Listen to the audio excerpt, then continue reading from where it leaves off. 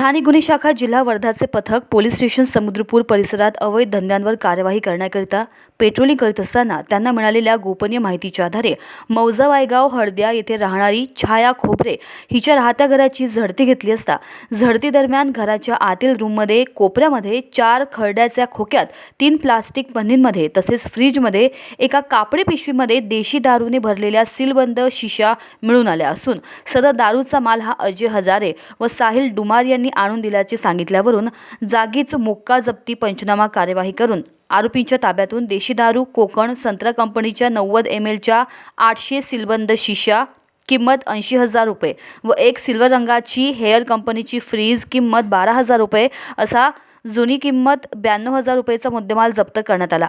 आरोपी नामे छाया रमेश खोबरे वय 60 वर्ष राहणार वायगाव हळद्या तहसील समुद्रपूर,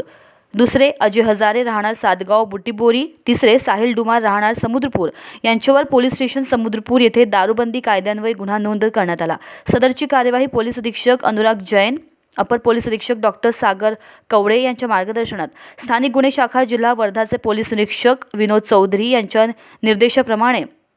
पोलीस अंमलदार अरविंद येंदुरकर, रोशन निंबोळकर, रवी पुरोहित, अखिल इंगळे सर्व स्थानिक गुन्हे शाखा वर्धा यांनी केली आहे। महान्यूज करता सतीश काळे, वर्धा।